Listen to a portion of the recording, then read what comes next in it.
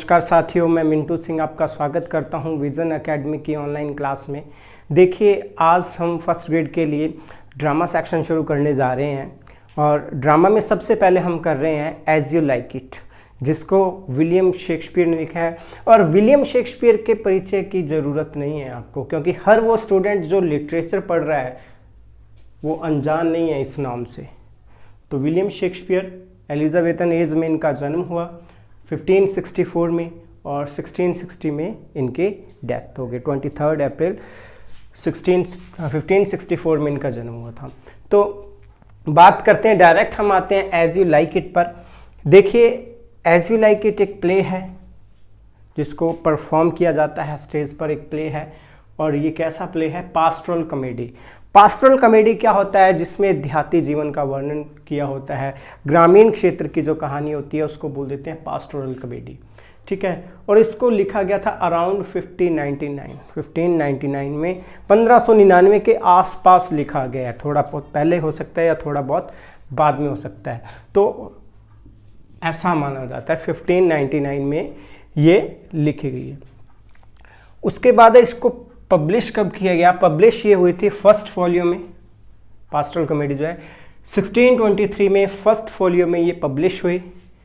और इसकी first performance, पहली बार इसको परफॉर्म किया गया था विल्टन हाउस 1603 में, इसको फर्स्ट टाइम परफॉर्म किया गया। देखो, ये अनसर्टेन है, पहली बार कब और कहाँ परफॉर्म किया गया वो अनसर्टेन है, क्योंकि 1599 में लिखा गया है, बीच में 4 साल में हो सकता है किसी छोटे लेवल पर या कहीं ना कहीं परफॉर्म हुआ हो, लेकिन वो अनसर्टेन है। एक बड़े लेवल पर अच्छे ढंग से फर्स्ट टाइम जो माना जाता है वो विल्टन हाउस 1603 में ये परफॉर्म किया गया था।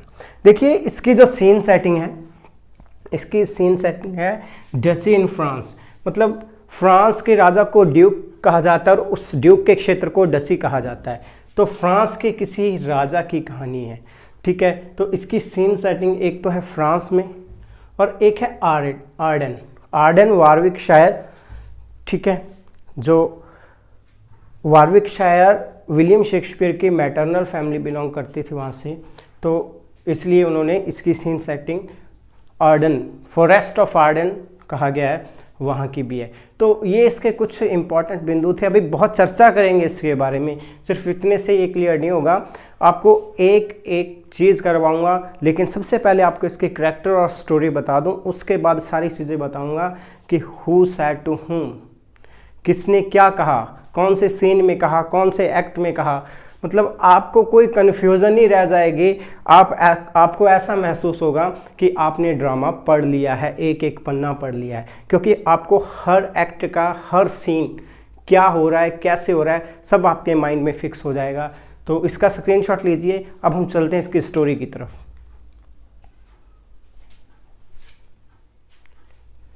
देखिए, अब हम करते हैं इस कहानी का प्लॉट कि इसकी स्टोरी क्या है, ठीक है। तो स्टोरी बताने से पहले कुछ मेजर कैरेक्टर मैंने यहाँ लिख दिए हैं, उसके बाद जैसे जैसे सीन आगे बढ़ेंगे हम कैरेक्टर के डिस्कशन कर लेंगे। मेजर कैरेक्टर आपको ध्यान में रखने हैं, ठीक है। और मेजर कैरेक्टर से पहले एक बात ध्यान रखना, इनमें 3 जगह का सीन है। फर्स्ट, प्राइवेट लाइफ, फ्रांस का कोई व्यक्तिगत जीवन है, ठीक है, फ्रांस के किसी नगर का जीवन है। दूसरा, ये फ्रांस का महल है। और तीसरा, फॉरेस्ट ऑफ आर्डन है, ठीक है, आर्डन के जंगल। 3 जगह इनकी सीन सेटिंग हुई है, ठीक है। कहानी के अंदर भी कहानी है, एक कहानी इनकी और एक कहानी इनकी भी है। और उसके बाद फॉरेस्ट ऑफ आर्डन में जाके सब प्लॉट भी बन जाएंगे, मतलब कहानी के अंदर कहानी कही हुई है। तो सबसे पहले देखिए, बात करते हैं सर रोलैंड डी बॉयज़ की। सर रोलैंड डी बॉयज़ के 3 बेटे थे, ओलिवर, जैकस और Orlando. Sir Rowland de Boy अब इस दुनिया में नहीं है, वो इस दुनिया को छोड़कर जा चुके हैं। सर रोलैंड डी बॉयज़ नहीं है, तो उन्होंने रिस्पॉन्सिबिलिटी दी सबसे बड़े बेटे ओलिवर को।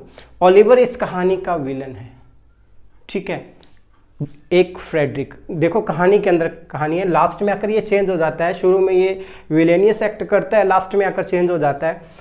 उसके बाद इसको हीरो बताया गया है, ऑरलैंडो इस कहानी का हीरो है, ठीक है। इसके अलावा एडम है, जो कि सर रोलैंड डी बॉयज के समय से इनकी सेवा कर रहा है। तो ये बड़ा ही लॉयल सर्वेंट है, ये बहुत ही लॉयल सर्वेंट है इस फैमिली का, रोलैंड डी बॉयज फैमिली का लॉयल सर्वेंट है। इधर चलते हैं, इधर हम बात करते हैं फ्रेडरिक और फर्डिनेंड की। फ्रेडरिक को द असरपर भी कहा जाता है, ठीक है, असरपर मतलब हथियाने वाला, राजगद्दी हथियाने वाला। एक्चुअल में इधर की कहानी क्या है, इधर फ्रेडरिक अपने ही बड़े भाई ड्यूक सीनियर फर्डिनेंड को अपने कुछ कुटिल दोस्तों के साथ मिलकर, षड्यंत्रकारियों के साथ मिलकर इसको फॉरेस्ट ऑफ आर्डन में भेज दिया है, यहाँ पे फॉरेस्ट ऑफ आर्डन यहाँ भेज दिया है और खुद गद्दी पर बैठा है। तो ये प्रेजेंट ड्यूक है, जूनियर ड्यूक है, असरपर है, तीनों नाम इसको दिए गए हैं। फ्रेडरिक जो है तो फ्रांस का, जिस समय ये कहानी लिखी गई है वहाँ का प्रेजेंट ड्यूक है, ठीक है, इसको ही असरपर कहा गया है, हथियाने वाला कहा गया है। और फर्डिनेंड जो कि अब जंगलों में है, ठीक है। तो फर्डिनेंड की बेटी है रोसालिंड और फ्रेडरिक की बेटी है सीलिया। देखो रोसालिंड इस कहानी की हीरोइन है, ठीक है, रोसालिंड इस कहानी की हीरोइन है। तो इनके भी एक बेटी थी और इनके भी एक बेटी थी।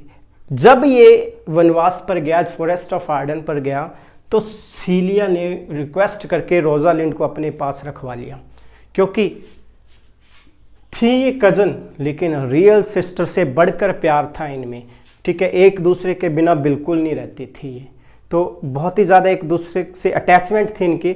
इसलिए सीलिया की रिक्वेस्ट पर रोसालिंड को अपने पास दरबार में रख लिया गया और फर्डिनेंड को क्या है फॉरेस्ट ऑफ आर्डन में भेज दिया गया था, ठीक है। तो ये कुछ करैक्टर हैं। अब बात करते हैं इसकी कहानी की शुरुआत, कहानी शुरू करते हैं। देखिए कहानी शुरू होती है यहाँ से, ओलिवर और ऑरलैंडो, ठीक है, एक्ट फर्स्ट में झगड़ते हुए दिखाई देते हैं। एक्ट फर्स्ट में ओलिवर और ऑरलैंडो, ठीक है, झगड़ते हुए दिखाई देते हैं। झगड़ते क्यों हैं आपस में? सर रोलैंड डी बॉयज ने ओलिवर को सारी रिस्पॉन्सिबिलिटी दी थी कि तुम इस घर में बड़े हो, सारी जिम्मेवारी तेरे ऊपर है, ये जितनी भी जायदाद है तुम रखो, जब तुम्हारे भाई बड़े हो जाएंगे इनको बराबर का हिस्सा दे देना और इनको अच्छी शिक्षा देना। हुआ क्या, ओलिवर ने जैकस को तो पढ़ने के लिए यूनिवर्सिटी भेज दिया, उसके बाद इसका कोई जिक्र नहीं हुआ, ठीक है, इसको पढ़ने के लिए यूनिवर्सिटी भेज दिया, इतना मेंशन किया गया। तो जैकस चला गया यूनिवर्सिटी पढ़ने के लिए, ठीक है, तो इसका सीन खत्म।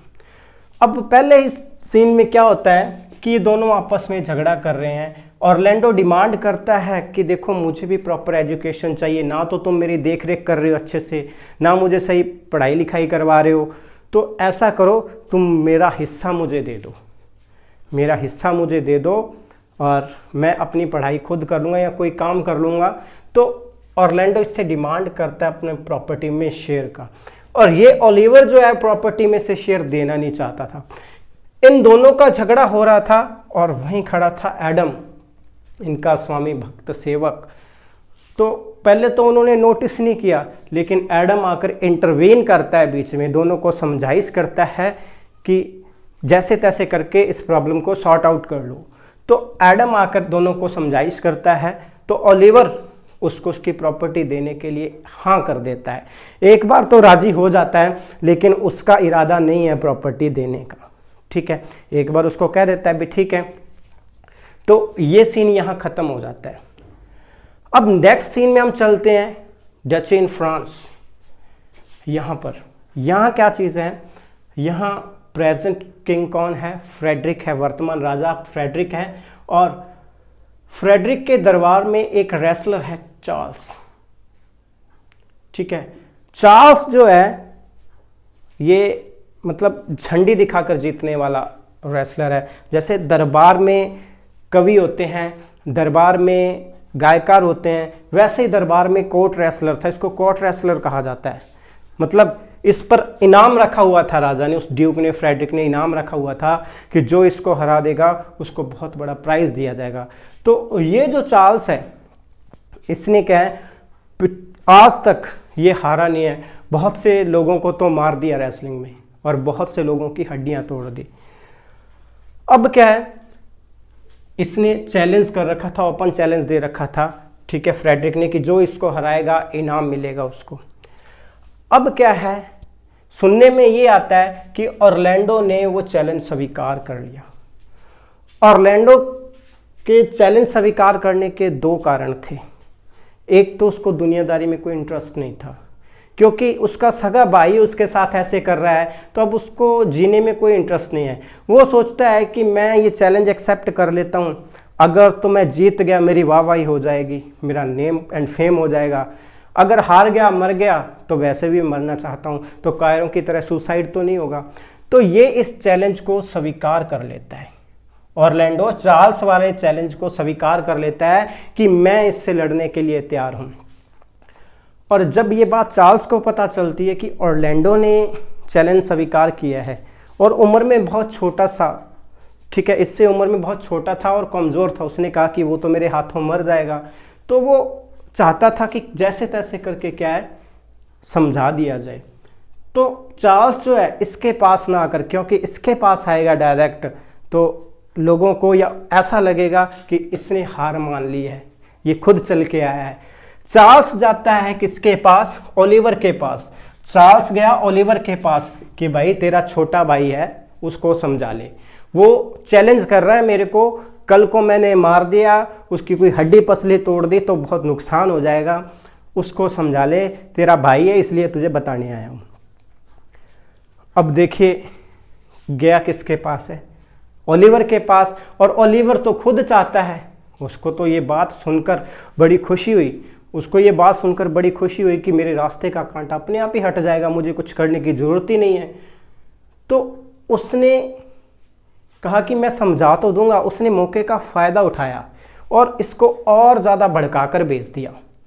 मौके का फ़ायदा कैसे उठाया कि तुम उसको बच्चा मत समझना, वो बहुत तेज़ तर्रार है, तुम्हें हुक एंड क्रूक से कैसे भी वो हरा देगा, मुझे पता है, उससे बच के रहना, वो कोई छोटी मोटी चीज़ नहीं है। इसको बहुत ज़्यादा भड़काकर भेज देता है। ये भी तैयार हो जाता है कि आ जाए, अब तो देख लूँगा, मैं तो तुम्हारा भाई था इसलिए तुम्हें समझाने आया था, अब मैं देख लूँगा उसको रेसलिंग में। अब क्या है, ऑरलैंडो जो है, ऑरलैंडो पहुँच गया दरबार में लड़ने के लिए, ठीक है। जब ऑरलैंडो को फ्रेडरिक ने देखा तो उसको बड़ा तरस आया कि ये नौजवान, इसके हाथों आज मारा जाएगा। उसको बड़ा तरस आया कि ऐसा नहीं होना चाहिए, उसको समझा देते हैं कि तुम वापस चले जाओ, क्यों इससे पंगा ले रहे हो। तो उसने सेलिया और रोजालिंड को रिस्पॉन्सिबिलिटी दी उनके सहयोग से कि इसको समझाओ, इसको समझाओ, ये मर जाएगा इसके हाथों। तो सेलिया और रोजालिंड उसके पास आए, आकर इसको समझाने लग गए, ठीक है। सेलिया और रोजालिंड इसको समझाने लगी, दोनों की दोनों लड़कियां, कि तू क्यों मरना चाहता है, ये बहुत ही शक्तिशाली है, तुम्हें मार देगा। तो इसने अपनी कहानी बता दी। इसने कहा कि देखो ऐसे ऐसे करके मैं जीना ही नहीं चाहता, मुझे जीने में कोई इंटरेस्ट नहीं है, मार देगा तो मार देगा, मुझे कोई प्रॉब्लम नहीं है। जब ये कहानी बताता है कि मेरे भाई ने मेरे साथ ऐसा किया है, मेरा भाई मेरे साथ ऐसा कर रहा है, तो रोजालिंड को कहानी याद आ गई अपने घर की, क्योंकि उसके पिता को भी उसके चाचा ने क्या किया था, वनवास में फॉरेस्ट ऑफ आर्डन में भेज रखा था। तो बहुत ज़्यादा प्रभावित हुई उसकी पर्सनैलिटी को देखकर, उसको देखकर, और उसको हो गया लव एट फर्स्ट साइट, उसको उससे प्यार हो गया, पसंद करने लग गई वो उसको, हालांकि अभी बताया नहीं, पसंद करने लग गई वो। और इधर से ऑरलैंडो ने देखा कि कोई मेरी फिक्र कर रहा है, वो भी दो लड़कियां मेरे लिए इतना सोच रही हैं, तो ये तो आ गया पूरी फॉर्म में, मतलब पूरा अपने आप में तैयार हो गया कि आज मैं नहीं छोड़ूंगा उसको, ठीक है, देखी जाएगी, जो होगा सो होगा, अब पीछे नहीं हटूंगा, क्योंकि अगर अब पीछे हटा तो इंसल्ट हो जाएगी इनके सामने, ठीक है, तो मैं डर के नहीं भागूंगा। तो जैसे तैसे करके पूरे जोश के साथ ये लड़ा और जीत गया, जोश के साथ पूरा लड़ा और जीत गया। अब जैसे कोई जीतता है तो राजा है कि शाबाश, बहुत बढ़िया काम कर दिया तूने तो बहुत बड़े रेसलर को हरा दिया। तो राजा ने उसको इनाम देने से पहले पूछा, भाई बताओ तो सही, तुम कहाँ से आए हो, किसके बेटे हो, ठीक है, तुम्हारे परिवार के बारे में कुछ बताओ। तो ऑरलैंडो ने बताया कि सर मैं सर रोलैंड डी बॉयज़ का बेटा हूँ। इतना सुनते ही जो फ्रेडरिक था, उसकी जो खुशी थी वो क्रोध में चेंज हो गई। उसको बहुत ज़्यादा गुस्सा आ गया एकदम से नाम सुनते ही। उसका भी एक रीज़न है। उसका रीज़न क्या था, ये जो सर रोलैंड डी बॉयज है ना, फर्डिनेंड का बहुत अच्छा फ्रेंड था। रोलैंड डी बॉयज फर्डिनेंड का बहुत अच्छा फ्रेंड था, दोस्त था, उसका फॉलोवर मान लो, ठीक है। तो बहुत इनकी दोनों की बनती थी। अब आपको पता ही है कि दुश्मन का दोस्त दुश्मन, ये इसका दुश्मन ही हो गया, इसको निकाल दिया। तो दुश्मन का दोस्त, तो ये भी उसका दुश्मन है। उसने कहा तुम तो मेरे दुश्मन के बेटे हो, भाग जाओ, कोई इनाम नहीं है। चार्ल्स हरा दिया, लेकिन मैं कोई इनाम नहीं दूंगा, तुम्हें चले जाओ। तुम ये शुक्र मनाओ कि मैं तुम्हारी जान बख्श रहा हूँ, तुम जल्दी से जल्दी मेरी आंखों से दूर हो जाओ, नहीं तो मैं तुम्हें मरवा दूंगा। पूरा गुस्से में आ गया कि तुम यहाँ से चले जाओ। अब क्या हुआ, रोजालिंड और सीलिया को बड़ा फील हुआ कि पहले तो प्रॉमिस किया, वो रिस्क लेकर अपनी जान जोखिम में डालकर वो आया, वो अपनी जान जोखिम में डालकर आया और उसने जीत लिया। अब जो है फ्रेडरिक अपने वायदे से मुकर गया, वो इनाम नहीं दे रहा है। तो क्या हुआ, फ्रेडरिक तो चला गया ये कहकर, रोजालिंड और सीलिया उसके पास आई। रोजालिंड के गले में एक नेकलेस था, बहुमूल्य नेकलेस था, वो उतार कर दे दिया कि ये तुम्हारा इनाम है, ये तुम्हारा इनाम है, तुमने उसको हराया। सीलिया के पिताजी ने, मेरे चाचा ने तो तुम्हें इनाम नहीं दिया, लेकिन तुम ये इनाम समझ कर ले जाओ। लेकिन ऑरलैंडो उसको समझ बैठा टोकन ऑफ लव। उसने सोचा कि ये प्यार की निशानी है, क्योंकि वो भी मन ही मन में उससे प्यार करने लग गया था। तो वो उसको as a sign of, as a token of love समझकर अपने साथ ले गया। अब क्या हुआ, ये तो चला गया यहां से। अब क्या हुआ, फ्रेडरिक ने सीलिया और रोजालिंड को बात करते सुन लिया। सीलिया और रोजालिंड को बात करते सुन लिया, क्योंकि जब से उसने ऑरलैंडो को देखा था बहुत ज़्यादा इम्प्रेस हुई पड़ी थी, उसकी ही बातें कर रही थी, बार बार सीलिया से उसके बारे में जिक्र कर रही थी और ये कह रही थी कि मुझे वो बहुत पसंद आया, ठीक है, मुझे उससे प्यार हो गया है, ऐसी कुछ बातें प्यार के बारे में बातें कर रही थी। तो ये बात सुन ली फ्रेडरिक ने। अब फ्रेडरिक को गुस्सा आ गया ये सुनकर कि चलो ठीक है, तुझे प्यार हो गया है, तो वो भी दुश्मन के बेटे से, और खुद को तो वह मेरी बेटी को और बिगाड़ रही है साथ में। उसको तो ये गुस्सा और भी आया कि चलो खुद जो किया, सीलिया को साथ में और बिगाड़ रही है, ये उससे बातें कर रही है। तो अब क्या हुआ, अब उसने आदेश दे दिया कि 10 दिन का टाइम है तेरे पास, 10 दिन का टाइम है, तुम इस कोर्ट को, दरबार को छोड़कर चली जाओ। तो रोजालिंड को आदेश हो गए, कहाँ जाएगी, फॉरेस्ट ऑफ आर्डन में, जहाँ उसका पिता रह रहा है, कि तुम भी अपने पिता के पास जाओ, तुम यहाँ दरबार में रहने के लायक नहीं हो, अपना बोरिया बिस्तर बांधो और चले जाओ। ये आदेश दे दिए फ्रेडरिक ने, 10 दिन का टाइम दे दिया। रोजालिंड को हुक्म मानना ही था, रोजालिंड तैयार होगी जाने के लिए। अब सीलिया कहती मैं तो तेरे बिना रह ही नहीं सकती, सीलिया कहती मैं तेरे बिना नहीं रह सकती, तुम जहाँ जाओगी मैं तुम्हारे साथ जाऊँगी। तो ये एक योजना बना लेती हैं दोनों। ये योजना क्या बनाती हैं कि हम दोनों ही चुपके से भाग निकलते हैं, दोनों के दोनों गहने बांधे, कपड़े बांधे, कुछ पैसे वगैरह जो कुछ भी लेना था इन्होंने गठड़ी बांधी और कहते भी हम चलते हैं। जाते वक्त इनके दिमाग में एक बात आई कि हम दोनों लड़कियां हैं, अब जंगल के रास्ते में से जाएंगे तो बहुत ज़्यादा खतरा है, और ऐसे के ऐसे जाएंगे तो कोई भी हमें किडनैप कर लेगा, मार देगा, या धन दौलत के लालच में हमें मार कर कहीं फेंक देगा, ठीक है, तो कोई भी अनहोनी हो सकती है। तो हमें क्या है, दोनों को अकेले नहीं जाना चाहिए, कोई ना कोई हमारे साथ पुरुष हो तो वो काम आएगा। लड़कियां चाहे कितनी भी बहादुर हों, लेकिन पुरुष जितनी नहीं, तो हमें एक पुरुष की ज़रूरत होगी। तो वो क्या करते हैं, दरबार में एक जेस्टर, एक फूल था, टचस्टोन, उसको फूल कहा जाता है, हंसी मजाक की बातें करता रहता था, जेस्टर इसलिए कहा जाता है, हंसाता रहता था। तो ये डिसाइड करती हैं कि अपने क्या करते हैं, टच स्टोन को साथ ले चलते हैं, अपने टच स्टोन को साथ ले चलते हैं और साथ में हमारे काम आएगा। अब क्या है, सीलिया और रोजालिंड को एक और आइडिया है कि अगर हम ऐसे जाएंगे, 2 लड़कियां और ये बन के जाएंगे, फिर भी खतरा है, और क्योंकि हमारा ये रियल रूप देख के तो सभी हमें जानते हैं, कहते हैं कि हम अपना रूप परिवर्तन, भेष बदल देते हैं, वेश बदल कर जाएंगे। तो सीलिया ने अपना नाम एलिना रख लिया, एलिना, ठीक है। नाम सीलिया ने, ये नाम याद रख लेना, सीलिया ने अपना नाम एलिना रखा, अपना थोड़ा रूप एक देहाती लड़की, एक गडरिये के समान, एक देहाती लड़की के समान अपना रूप बदल लिया।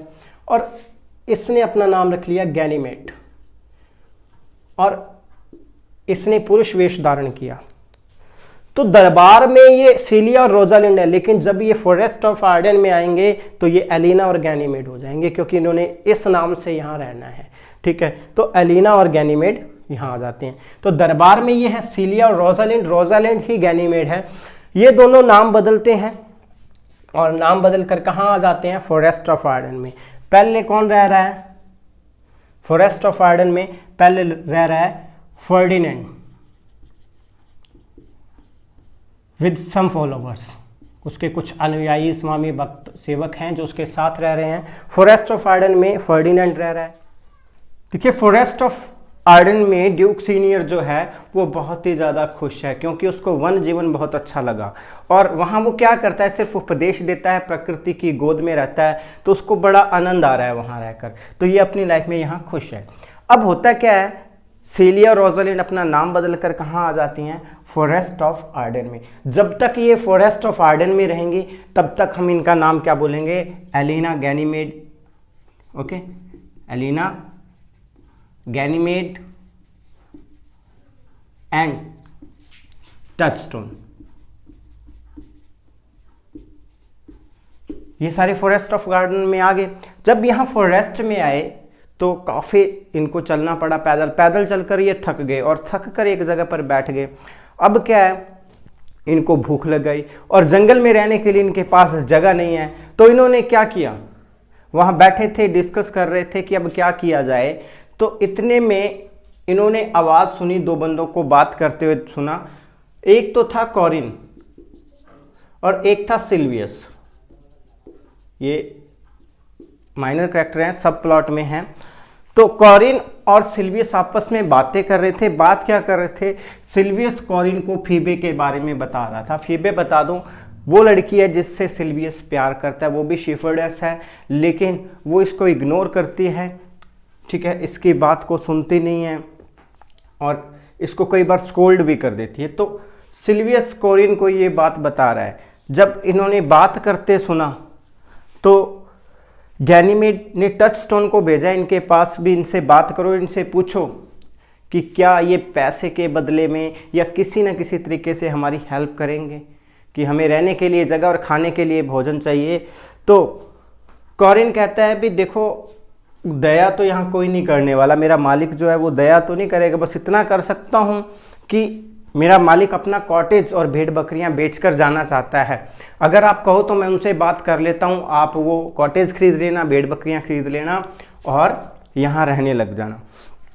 अब क्या है, कॉरिन के मालिक से मिले, ये इसके मास्टर से मिले और इन्होंने क्या किया, उसको पैसे देकर एक कॉटेज खरीद लिया उनका, और उनकी जो भेड़ बकरियां थी उनको खरीद लिया, भेड़ों को खरीद लिया और एक गडरिये का जीवन जीने लग गए। और सिल्वियस को इन्होंने रख लिया काम पे, उन भेड़ बकरियों के केयर करने के लिए सिल्वियस को काम पे रख लिया। तो ये इनके अंडर काम करने लग गया। अब ये चारों क्या है, वहाँ रह रहे हैं उस कॉटेज में। अब हुआ क्या कि ये तो सेटल हो गए। अब पीछे से देखो, सबसे पहले कि इधर क्या हुआ। इधर क्या हुआ कि ऑरलैंडो उधर चाल से जीत गया। ये बात ऑरलैंडो से पहले घर पर पहुंच गई, ओलिवर के पास पहुंच गई। कहने का मतलब ऑरलैंडो से पहले उसकी प्रसिद्धि पहुंच गई, उसका फेम पहुंच गया।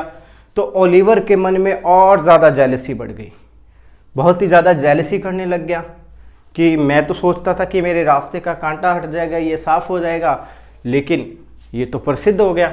अब लोग इसको और भी ज़्यादा पसंद करेंगे, क्योंकि लोग पहले ही ऑरलैंडो में उसके पिता सर रोलैंड डी बॉयस का स्वरूप देखते थे।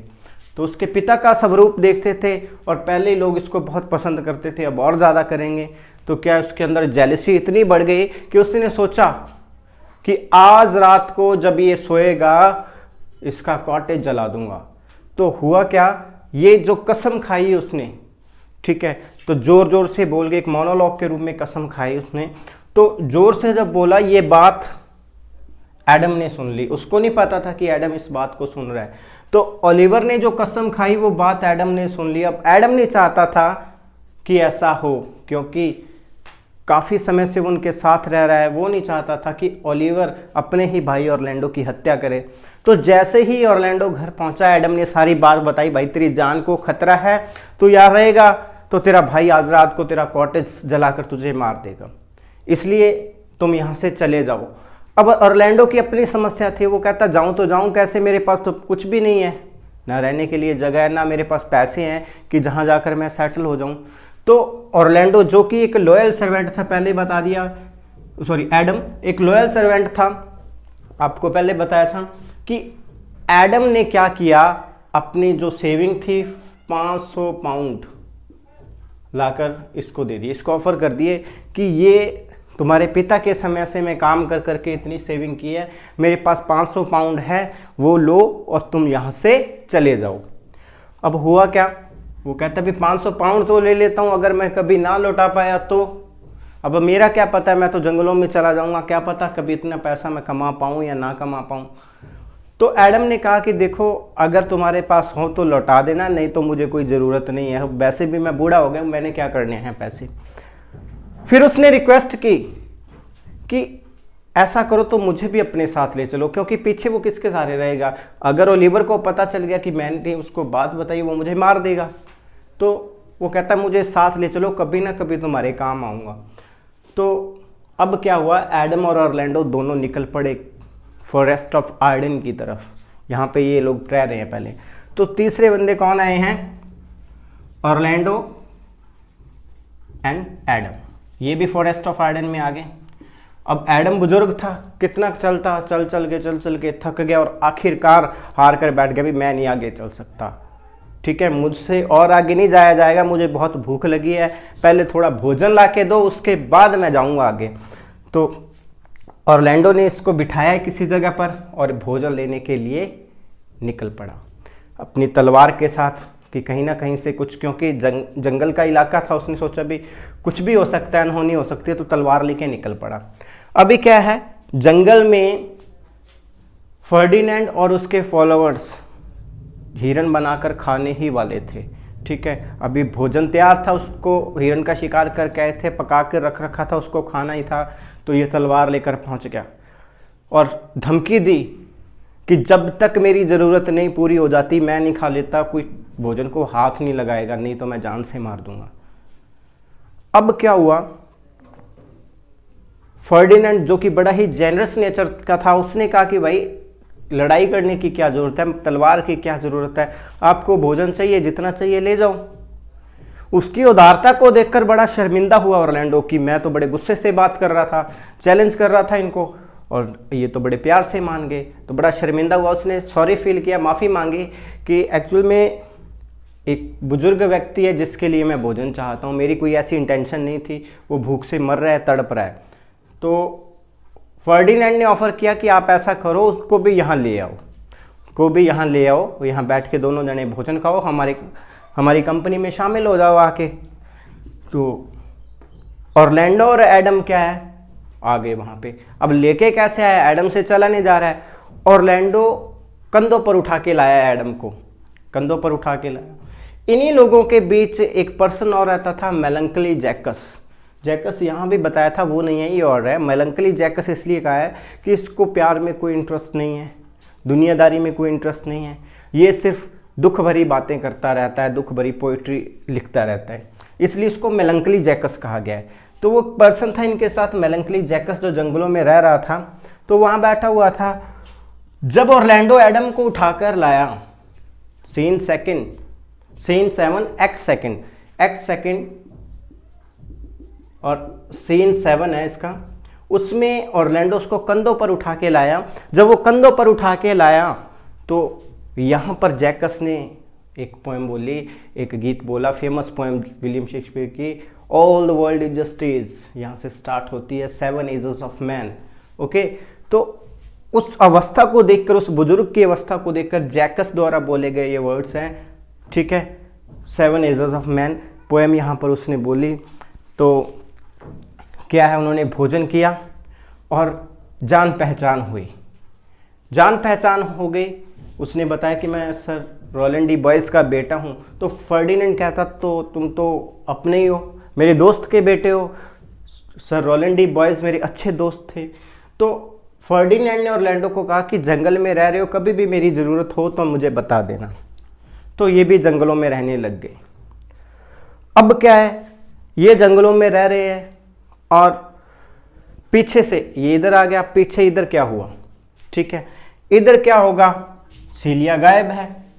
सीलिया महल में नहीं है तो तलाश तो करेगा। फ्रेडरिक तलाश करने लग जाता है कि मेरी बेटी गई कहाँ। रोजालिंड का उसको पता है, लेकिन उसको ऐसा था कि अकेली लड़कियां ये काम नहीं कर सकती, जरूर कोई ना कोई उनको साथ लेके गया। टचस्टोन भी गायब था। अब इसका शक गया ऑरलैंडो पर, क्योंकि लास्ट टाइम उसके बारे में बात करते हुए सुना था। तो फ्रेडरिक ने आदेश दिया कि पता करो ऑरलैंडो घर पे है या नहीं है। तो जब ये देखा गया कि ऑरलैंडो घर पे नहीं है तो शक किस पे गया, ऑरलैंडो पर ही गया। तो फ्रेडरिक को लगा कि ऑरलैंडो ही उसकी बेटियों को लेकर गया, बेटी और भतीजी को लेकर गया है। तो उसने क्या किया, उसके भाई को उठवा लिया, बुला लिया दरबार में। कहता भी तुम्हारा भाई जब तक ला के नहीं दोगे तुम्हारी प्रॉपर्टी जब्त है। सील कर दिया सब कुछ कि तुम घर नहीं जा सकते, ठीक है, सब कुछ हमारे हवाले हो जाएगा। मैं उसको अपने साम्राज्य में शामिल कर लूँगा, अपनी धन दौलत में शामिल कर लूँगा, मतलब तुम्हारी सारी प्रॉपर्टी मैं रख लूँगा, सीधी सी बात है।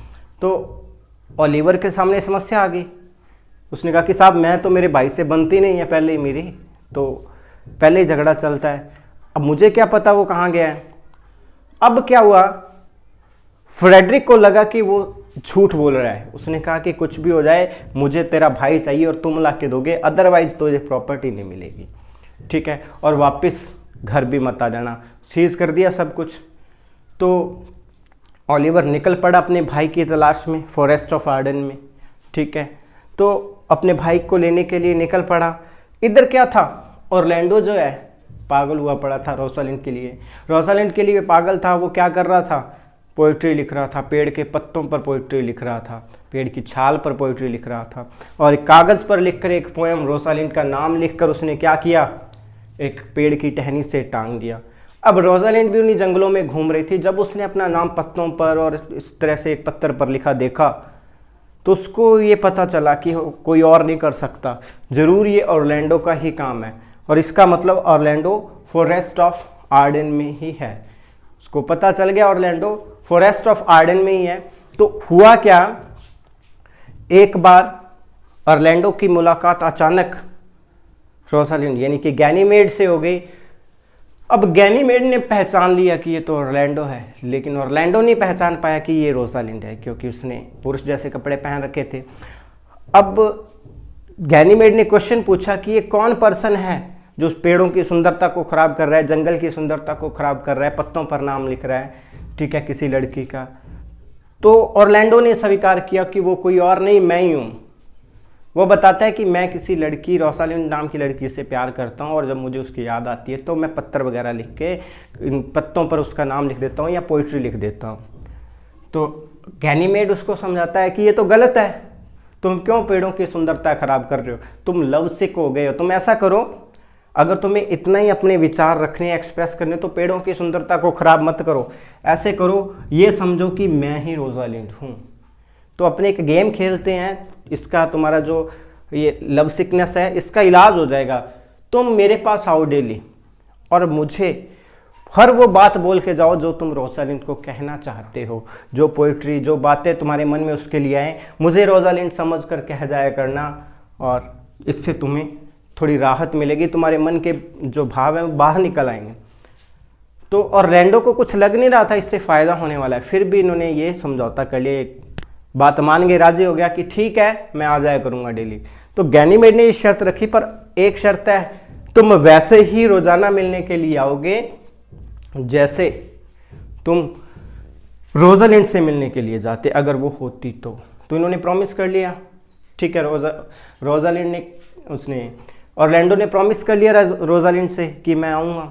अब वो तो सही पर्सन को बातें जा रही थी। हालांकि इन्होंने एक मॉक मैरिज भी की थी जिसमें एलिना ने प्रीस्ट की भूमिका, विकर की भूमिका निभाई थी कि इनकी मॉक मैरिज करवा दी, ठीक है, एक नकली विवाह, झूठा विवाह वैसे खेल खेल में करवा दिया कि अब क्या है, ये डेली मुझसे मिलने के लिए आएगा, गैनीमेड कहता है। अब हुआ क्या, ये डेली इससे मिलने के लिए जाने लग गया और अपनी बातें कहने लग गया। इधर से देखो, ओलिवर ढूंढने के लिए आया हुआ है जंगलों में, तो और पेड़ के नीचे सो गया था ककर। ऑरलैंडो को ढूंढने के लिए आया, पेड़ के नीचे सो गया। जिस पेड़ के नीचे सोया था उससे कुछ दूरी पर एक भूखी शेरनी ताक लगाकर बैठी थी, एक लाइनस बैठी थी, और इधर उसके गले के आसपास एक हरे रंग का सांप बस डसने को तैयार था, कुंडली मारकर बैठा था। बाय चांस उधर से जाना हुआ ऑरलैंडो का, ऑरलैंडो उधर से गुजर रहा था और उसने देखा कि कोई पर्सन लेटा पड़ा है, कोई व्यक्ति लेटा पड़ा है और एक सांप उसको डसने वाला है। इसने भागकर सांप को पास उठाकर फेंक दिया और जैसे ही इसने सांप को उठाकर साइड किया, वहां क्या देखा कि एक भूखी शेरनी इस पर अटैक करने के लिए तैयार है। एक तो ये देखा, दूसरा ये देखा कि जिस बंदे से उसने सांप हटाया ये कोई और नहीं, उसका भाई ओलिवर ही है। अब पहले उसने सोचा कि ये मुझे मारना चाहता था, अब ये खुद भूखी शेरनी के हाथों मर जाएगा, मैं जाता हूँ, ठीक है, पड़ा रहने दो इसको। लेकिन फिर भी उसके अंदर वही खून का रिश्ता आ गया कि कुछ भी है, कैसा भी है तो मेरा भाई। उसने क्या किया, उस शेरनी के साथ फाइट की, स्ट्रगल किया, जिसमें वो जख्मी भी हो गया। जब वो उससे लड़ रहा था उस शेरनी से, तो क्या हुआ, ओलिवर जाग गया। उसने क्या देखा कि मेरा भाई मेरी जान बचाने के लिए इससे लड़ रहा है और जख्मी हो गया, तो बड़ा शर्मिंदा हुआ। आखिरकार उसने शेरनी को हरा दिया, पराजित कर दिया, खुद जख्मी हो गया। तो ओलिवर अब चेंज हो गया ये बात देखकर। उसने ऑरलैंडो से माफ़ी मांगी कि मुझसे गलती हो गई है, जो मैंने तुम्हारे साथ ऐसा अन्याय किया, चलो तुम वापस घर चलो, मैं तुम्हें क्या है तुम्हारी प्रॉपर्टी दे दूंगा और तुम्हारे साथ अच्छा व्यवहार करूंगा। तो दोनों में रिकंसाइलमेंट होगी, दोनों में समझौता हो गया। और जब ये समझौता हुआ तो ऑरलैंडो कहता है कि मेरे एक छोटा सा काम कर दो बस, क्योंकि मैंने किसी से प्रॉमिस किया हुआ है, मैं डेली उससे मिलने के लिए जाता हूँ।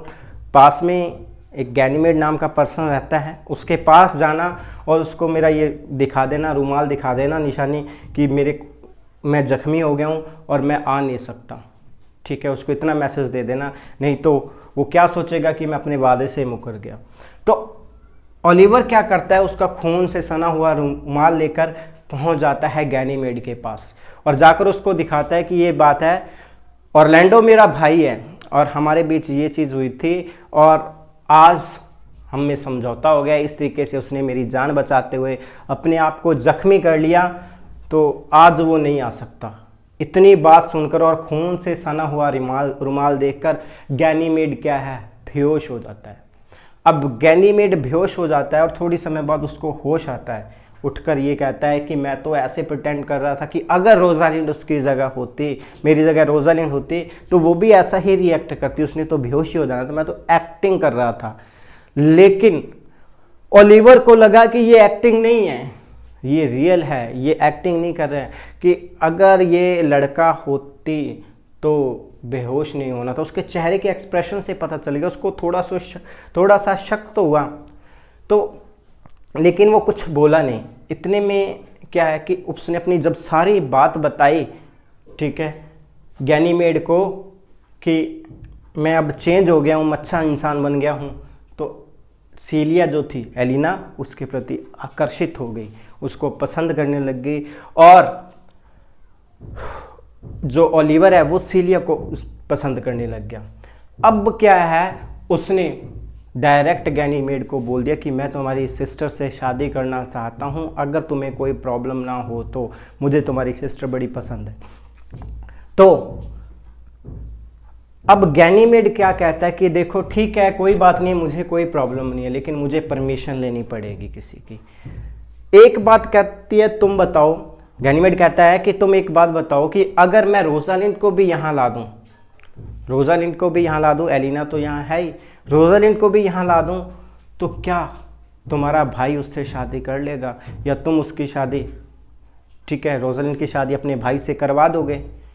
तो ओलिवर कहता है मुझे कोई प्रॉब्लम नहीं है, मुझे कोई प्रॉब्लम नहीं है, मेरा भाई पसंद करता है, वो तो पागल है रोजालिंड के लिए, लेकिन तुम कैसे बुला दोगे रोजालिंड को? तब उसने कहा कि मैं एक जादूगर हूँ, 3 साल की उम्र से मैं जादू सीख रहा हूँ और जादू से मैं उसको बुला सकता हूँ, मैजिशियन हूँ मैं। ठीक है, तो इनमें ये समझौता हो गया कि ठीक है हम उसको बुला लेंगे रोजालिंड को, रोजालिंड के आने के बाद क्या है उसकी शादी ऑरलैंडो से करवा लेंगे। इसके बीच 2 स्टोरीज और चलती हैं, एक तो है सिल्वियस और फीबे की और एक है टचस्टोन और ऑड्रे की। दोनों के बता देता हूँ। पहले टचस्टोन और ऑड्रे की। टचस्टोन जो इनके साथ आया था वहीं जंगल में देहात में रहने वाली एक लड़की ऑड्रे को पसंद करने लग जाता है। ठीक है, जो टचस्टोन इनके साथ आया था वो एक लड़की, क्या नाम है उसका, ऑड्रे।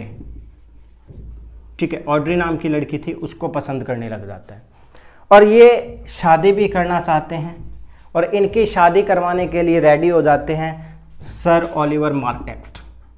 ठीक है, ओलिवर मार्टेक्स्ट एक विकर हैं, एक पादरी हैं,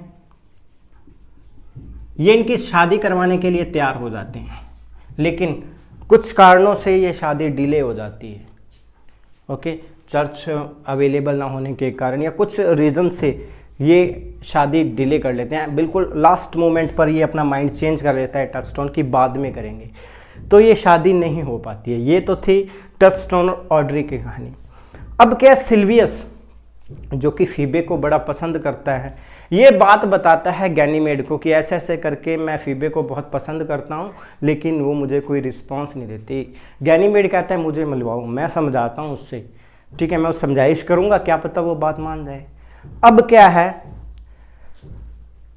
जो सिल्वियस है वो गैनीमेड को लेकर फीबे के पास जाता है उसको समझाने के लिए, लेकिन हुआ क्या, उल्टा हो गया।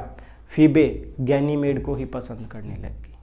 फीबे गैनीमेड को ही पसंद करने लग गई और ये बात उसने कुछ समय बाद एक पत्र में लिखकर भेजी कि मैं आपको पसंद करती हूँ। और वो पत्र भेजा भी किसके हाथों, सिल्वियस के हाथों। सिल्वियस अनपढ़ था, उसको तो कुछ पढ़ना नहीं आता था।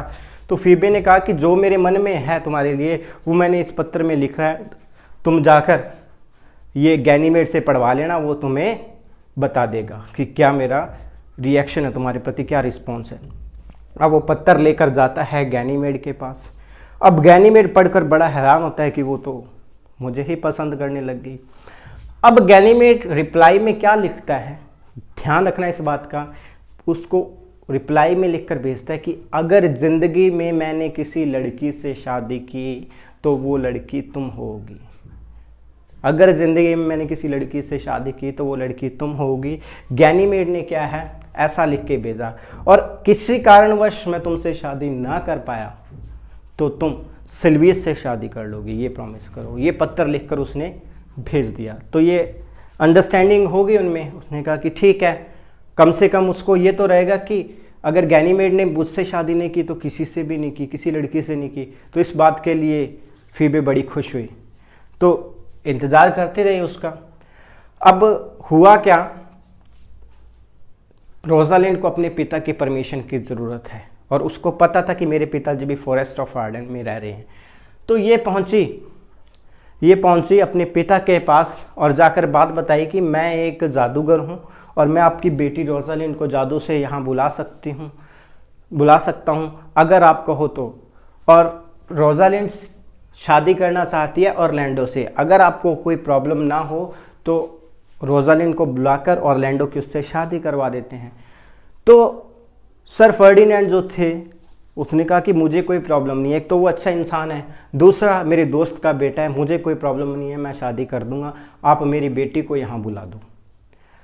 तो कुछ समय बाद हुआ क्या, गैनीमेड गया और अपने सही रूप में रोजालिंड बनकर और एलिना सीलिया बनकर सामने आ गई और सब कुछ कन्फेस कर लिया कि मैं ही रोजालिंड हूँ और मैं ही गैनीमेड हूँ। मैं सेफ्टी के लिए गैनीमेड बनकर रह रहा था, तो अब आपको मंजूर है तो मेरी शादी करवा दो उससे। तो फर्डिनेंड एग्री हो गया, लेकिन इससे सबसे बड़ा झटका लगा किसको, फीबे को। फीबे समझ गई कि उसने वो बात क्यों लिखी थी कि अगर मैंने किसी लड़की से शादी की, क्योंकि वो खुद लड़की है, लड़की से तो करेगी नहीं, वो तो लड़के से करेगी। अब क्या फीबे इस बात को समझ गई, अब शादी क्या है फीबे की उसके साथ तो हो नहीं सकती, अब सिल्वियस से करनी पड़ेगी, ऐसा भी उसने माना था। अब हुआ क्या, वहाँ पर 4 शादियाँ परफॉर्म हुई, ठीक है। एलिना की शादी हुई, एलिना यानी कि सीलिया की शादी हुई, एलिना सीलिया की शादी हो गई ओलिवर से, ठीक है। गैनीमेड रोसालिंड की शादी हुई, वापस अपने रूप में आ गई, इसकी शादी हुई ऑरलैंडो से। टचस्टोन ऑड्री से, और सिल्वियस फीबे, सिल्वियस जो था जो गडरिया था उससे फीबे ने अब शादी कर ली। तो ये 4 शादियां परफॉर्म हुई और बड़ा खुशी का माहौल था वहाँ। मास्क के नाटक हुआ, मास्क पहनकर जो नाटक मास्क नाटिका कहते हैं वो नाटक हुआ और बहुत हेमंस गाए गए, ठीक है, और शादी परफॉर्म हो गई। ये 4 शादियां अच्छे से हो गई। अब हुआ क्या, बड़ा ही खुशी का माहौल था। पीछे से जो फ्रेडरिक था, ड्यूक जूनियर था, उसको लगा कि मेरे सारे जो अनुयायी हैं वो तो जा रहे हैं एक एक करके, वो तो एक एक करके जा रहे हैं, और जो भी जंगल में जाता है वहीं रह जाता है। अब क्या है, मैं खुद जाता हूँ अपनी सेना लेकर, अपने भाई पर अटैक करता हूँ, उसको मारकर बाकी लोगों को वापस ले आता हूँ। क्योंकि धीरे धीरे यहाँ से जो लोग थे वो इसको ज्वाइन कर रहे थे जाके, ठीक है, फर्डिनेंड को ज्वाइन कर रहे थे। उसको खतरा था कि बहुत सारे लोग वहाँ चले गए तो वापस मुझ पर अटैक हो जाएगा, तो मैं खुद जाकर उसको मार देता हूँ और अपने लोगों को वापस ले आता हूँ। फ्रेडरिक अपनी कुछ सेना लेकर निकल पड़ा, अपनी सेना लेकर निकल पड़ा इसको मारने के लिए। जैसे ही वो जंगल में पहुंचा तो वहाँ उसको एक बहुत ही वाइस और हॉली मैन मिला, एक बहुत ही धार्मिक विचारों वाला एक साधु मिला। उसने इसको इतना समझाया, कुछ ऐसी बातें की कि उसका मन ही उठ गया राजपाट से। उसने कहा कि मैं तो रहूँगा ही जंगल में, मैं साधु जैसा जीवन व्यतीत करना चाहता हूँ। उसने अपना आइडिया चेंज कर दिया अटैक करने का, वो साधु बनकर जंगल में रहना चाहता है। वो अपने भाई के पास आया, उससे माफ़ी मांगी, फर्डिनेंड को कहा कि आपका राजपाट है, आप जाके संभालिए, मुझसे बहुत बड़ी गलती हो गई है, अब मैं वापस नहीं जाना चाहता, मैं जंगल में ही रहूँगा। जंगल में रहने का डिसीज़न ले लेता है और इनको वापस वहाँ पर भेज देता है अपने राजपाट संभालने के लिए। अब इनमें एक था मेलंकली जैकस, पहले बताया था उसको दुनियादारी में कोई इंटरेस्ट नहीं था, ठीक है, और शाही जीवन में कोई इंटरेस्ट नहीं था। अब वो क्या है, फ्रेडरिक के साथ जंगल में रहने का निश्चय करता है। वो कहता है कि मैं नहीं जाऊंगा फ्रेडरिक के साथ, मैं जंगल में रहूंगा। तो वो जैकस फ्रेडरिक के साथ रह जाता है। ये चारों के चारों जो कपल्स हैं न्यूली मैरिड, ये भी चले जाते हैं। फर्डिनेंड अपने फॉलोअर्स के साथ चला जाता है और वहाँ जाकर एक बहुत बड़ी दावत करते हैं। देखिए, फर्डिनेंड के साथ मुश्किल के समय में जितने भी फॉलोअर्स गए थे उनको अच्छे उपहार दिए जाते, उसने अच्छी अच्छी पोस्ट दे दी अपने दरबार में, अच्छे पदों पर उनको आसीन किया और उनको बहुत इनाम दिए। और ये चारों शादियां जो हुई थी उसका रिसेप्शन कह सकते हो आप, उसकी बहुत बड़ी दावत की गई वापस दरबार में जाके।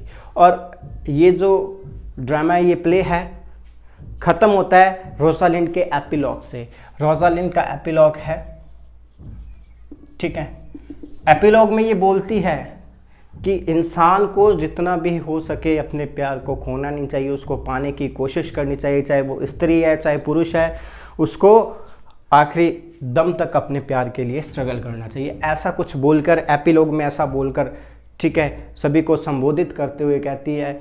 और एपिलॉग में क्या है, ऐसा संबोधित करके वो इस प्ले को समाप्त करती है। ये थी इसकी story as you like it.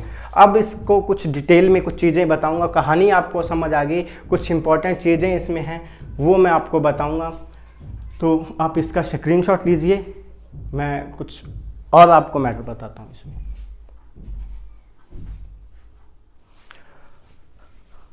अब देखिए, स्टोरी आपको पता चल गई सारी कि एज यू लाइक इट की स्टोरी क्या है। अब क्या है, कई बार अपने को डिफ़िकल्टी होती है कि कौन से एक्ट में से कौन सा सीन लिया गया। ऐसा क्वेश्चन आ जाता है कि कौन सा सीन कौन से एक्ट में है, ठीक है। स्टोरी बताई है तो उसमें ये तो नहीं आपको पता चला ना कि कौन से एक्ट में ये बात बोली गई है। इसलिए मैंने क्या है यहाँ पर सारे एक्ट और सीन लिख दिए हैं कि किस में क्या हुआ था। आप सारे देखना चाहते हो सारे देख लेना, नहीं तो रेड में जो लिखे हुए हैं वो इंपॉर्टेंट है। एक्ट सेकंड जो है सबसे इंपॉर्टेंट है एज यू लाइक इट में। अब देखिए एक्ट फर्स्ट में 3 काम हुए थे, पता है आपको। ऑरलैंडो ओलिवर से ओपनिंग होती है उनके झगड़े से, चार्ल्स उसके पास आता है और यहाँ पर चार्ल्स उसके पास आता है, चार्ल्स की लड़ाई होती है, फाइटिंग होती है, वो जीत जाता है। और उसके बाद बैनिशमेंट ऑफ रोजालिंड एंड सीलिया, जब तक रोजालिंड एंड सीलिया जंगल नहीं पहुंच जाती तब तक का सीन है एक्ट फर्स्ट है, तीनों सीन में हो जाता है। मतलब उसकी फाइटिंग से लेकर और रोजालिंड और सीलिया के जंगल जाने तक एक्ट फर्स्ट में है। उसके बाद एक्ट सेकंड की शुरुआत होती है जंगल से। फॉरेस्ट ऑफ आर्डन का मेंशन सबसे पहले, ये पूछा जा सकता है कि फॉरेस्ट ऑफ आर्डन का मेंशन कब हुआ है, सबसे पहले यहाँ पर हुआ है। यहाँ सीन दिखाया गया है क्योंकि सीन यहाँ पर शिफ्ट हुआ है फॉरेस्ट ऑफ आर्डन में, ठीक है। यहाँ पर बताया जाता है वो निकल पड़ते हैं, उनको नहीं पता कहाँ जाना है। तो यहाँ क्या है, यहाँ पर फर्डिनेंड अपने फॉलोअर्स के साथ होता है, ये सीन इंपॉर्टेंट है। एक्ट सेकंड के फर्स्ट सीन में प्रीचिंग है किसकी, फर्डिनेंड की, उपदेश देता है अपने फॉलोअर्स को। और sweet are the uses of adversity, ये लाइन आ जाती है कई बार, ये क्वाट है विलियम शेक्सपियर की। ये पूछ लिया जाता है कि ये कौन से एक्ट में, sweet are the use of adversity, ठीक है। तो इस तरीके से ये याद रख लेना, act second scene first, okay. Next में सीलिया की मिसिंग का पता चल जाता है सीन सेकंड में, किसको, फ्रेडरिक को। थर्ड सीन भी इंपॉर्टेंट है, इसमें एडम की लॉयल्टी बताई गई है और बहुत ज़्यादा प्रेज करता है, ठीक है। Why are you so virtuous, ये लाइन किसने बोली है, किसको बोली है, ये लाइन एडम ने बोली थी, किसको, ऑरलैंडो को बोली थी कि तुम इतने गुणवान क्यों। उसकी प्रेज जो की गई है वो एक्ट सेकंड के सीन थर्ड में की गई है, ये भी इंपॉर्टेंट है। अब देखिए ये जंगल में कॉरिन प्रोवाइड करवाता है कॉटेज, ये सीन 4 है। फर्स्ट और थर्ड याद रखना, फर्स्ट में प्रीचिंग है और थर्ड में एडम की लॉयल्टी और वो प्रेज करता है ऑरलैंडो की। उसके बाद फिफ्थ सीन में क्या है, मेलंकली जैकस एक गीत गाता है, गीत का नाम है अंडर द ग्रीनवुड ट्री। ये गीत गाता है, ये भी पूछा जा सकता है कि अंडर द ग्रीनवुड ट्री नामक सॉन्ग जो है किसके द्वारा गाया जाता है और कौन से सीन में, act second scene first, scene fifth. Act second के 5वें सीन में अंडर द ग्रीनवुड ट्री ये गीत गाया जाता है, याद रख लेना। नेक्स्ट है ऑरलैंडो और एडम के बीच बात होती है, वो भूख लगी होती है, वो पहुंच जाते हैं जंगल में, तो वो सीन है। 7 सीन बहुत ही ज़्यादा इंपॉर्टेंट है क्योंकि इसमें वो फीस्ट का सीन है, जब जाकर वो भोजन मांगता है और कंधों पर उठाकर लेके जाता है, कंधों पर उठाकर एडम को लेके जाता है और वहाँ पर एक पोएम बोली जाती है जैकस के द्वारा, 7 एजेस ऑफ मैन, ठीक है। एक्ट सेकंड सीन 7, समझ आ गया होगा आपको। नेक्स्ट, तो ये चारों सीन बहुत ही ज़्यादा इंपॉर्टेंट है, बाकी याद रखो ना रखो ये चारों जरूर याद रख लेना, जो रेड में लिखे हुए हैं चारों जरूर याद रखने हैं आपने, क्वेश्चन पूछा जा सकता है इस पे। नेक्स्ट देखिए एक्ट थर्ड में क्या होता है, ये फ्रेडरिक ड्यूक जूनियर जो है उसके महल का सीन है। यहाँ पर ओलिवर को बुलाकर 12 महीने का समय दिया जाता है कि भाई अपने भाई को ढूंढ के ला दे, 12 महीने का टाइम है तेरे पास, ओके। एक्ट सेकंड जो है ऑरलैंडो की पोइट्री और ऑरलैंडो रोजालिंड की मुलाकात बताई गई है, फर्स्ट टाइम ये मिलते हैं ऑरलैंडो और रोजालिंड, ठीक है। थर्ड सीन में टचस्टोन ऑड्रे, ठीक है। इस माइनर सब प्लॉट में इसलिए ज़्यादा इंपॉर्टेंट नहीं है, इनको याद रखने की ज़रूरत नहीं है इतनी, सिर्फ भी आप क्लियर कर लेना कि कौन से एक्ट में कौन सा सीन है। 3 सीन है इसमें, ठीक है। ड्यूक के महल का, रोजालिंड और ऑरलैंडो की मुलाकात, टचस्टोन और ऑड्रे की मुलाकात, ये 3 सीन है। एक्ट 4 क्या है, जैकस फर्स्ट टाइम रोजालिंड से मिलता है, ये थोड़ा ध्यान रख लेना, फर्स्ट टाइम जैकस रोजालिंड से मिलता है और इनमें क्या आर्ग्यूमेंट होते हैं आपस में प्यार को लेकर, लव को लेकर, तो ये भी थोड़ा इंपॉर्टेंट है। एक्ट 4 सीन फर्स्ट, इसमें ऑरलैंडो और रोजालिंड के बीच मॉक मैरिज और वो अंडरस्टैंडिंग होती है इस सीन में, ठीक है। थर्ड सीन वापस फर्डिनेंड के फॉलोवर्स का सीन है, डियर हंटिंग, शिकार करके वहाँ नाच गाना कर रहे हैं और सींग वगैरह पहनाने हैं किसी को, ऐसा कुछ सीन है, डियर हंटिंग सीन बोला जाता है उसको, ठीक है। और सिल्वियस फीबे को प्यार करता है, उसके पीछे पड़ा, वो उसको प्रपोज करता है, लेकिन वो क्या है बार बार उसको स्कोल्ड करती है, सिल्वियस फीबे का सीन है, ठीक है। और इस सीन में एक्ट 4 सीन 5 में ऑरलैंडो अपने भाई की लाइफ को सेव करता है। इसमें से ये 2 सीन याद रख लेना, ठीक है। इतने ज़्यादा इंपॉर्टेंट नहीं है, फिर भी याद रख लेना है, ठीक है। अब क्या है, लास्ट एक्ट की ओर आते हैं। लास्ट एक्ट में क्या है, टचस्टोन फिर वापस वूइंग करता है, ऑड्री को मनाता है उसको शादी के लिए, ठीक है। और सर ओलिवर मार्क टेक्स्ट को कहता है कि हम क्या है शादी करना चाहते हैं। वो ओलिवर मार्क टेक्स्ट वाला सीन है, लेकिन वो डिले हो जाती है, ठीक है। वो लेटर वाला सीन है जिसमें एक भविष्यवाणी करती है, कौन, गैनीमेड। गैनीमेड क्या कहता है, एक भविष्यवाणी करता है, रोजालिंड होती है वो, कि अगर मैंने किसी से शादी की तो वो लड़की तुम होगी। वो एक्ट 5 सीन 2 में है।